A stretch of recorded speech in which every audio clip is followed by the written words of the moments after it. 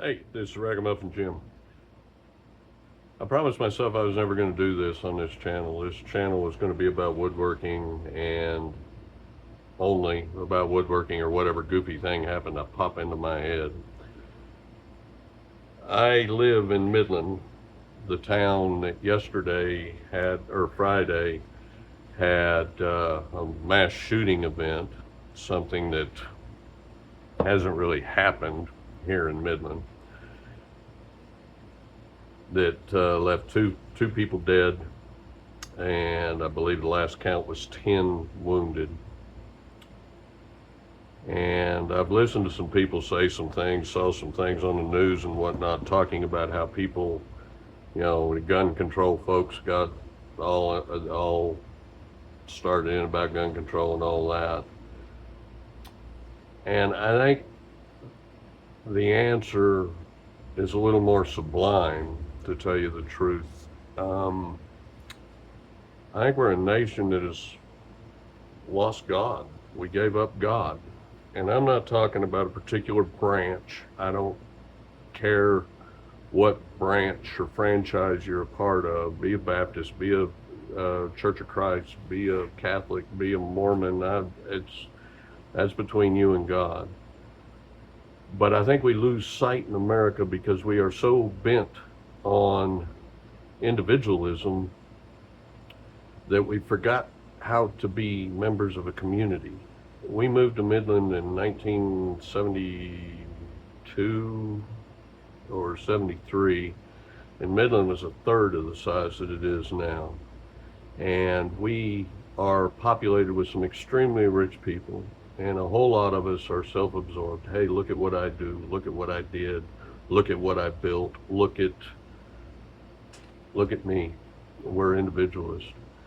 And this shooting occurred not a mile from my house. I mean, just 10, 15 blocks from my house. And I don't know what drove the man to do it. We'll probably never know, because he's never going to face trial. They're probably not going to find a diary or anything. But if Christians or religious people start focusing on God instead of the politics, instead of their particular branch of, I'm going to say Christian because that's my faith in particular, instead of focusing in on their particular branch of theology, and they start just learning about God and start trying to get closer to God, I'm not going to say these problems are going to go away. But Jesus in Matthew chapter 10 come unto, or 11, I think it's chapter 11, said, "Come unto me, all ye who are labored or burdened and under heavy labor, and I will give you rest. Take your yoke upon me and learn of me, and I will give you rest." We need to turn our eyes somewhere other than ourselves, and we need to start, there are people hurting all over this town. And it's a town of 130, 140,000 people now. And there are people hurting all over this town. And yet most of us drive through town without a care in the world that there's another person in this town other than us. And, I'm 60 years old, and I've come to the conclusion that there's got to be a better way than the way we've lived all these 60 years. And I think we need to start developing a sense of community among people, and we need to quit being so dang judgmental, and we need to start loving each other in spite of all the problems and all the stuff that you may believe that I think is ridiculous, and the stuff that I believe that you think may be ridiculous. Let's lay that aside.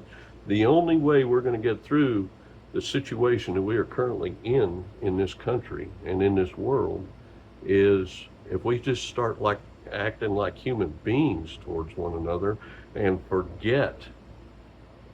maybe not forget, but realize that the politics and the particular branch of religion and our economic status, at the end of the day, none of that stuff really matters.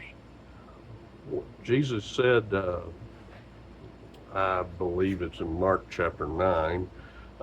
Jesus said something to the effect of, the Pharisees came up and asked him what was the greatest commandment, and his response is, love your God with all your heart, strength, soul, and mind, which is the typical Jewish response. And then he said, love your neighbor as much as you love yourself. He didn't say that we couldn't love ourselves. He said, just remember that we're part of a community. And let's try to do tomorrow a little bit different than we did today. That's all I'm saying. I know I don't have great big audience, but maybe this will spread around. Let's try loving each other instead of hating each other for a change.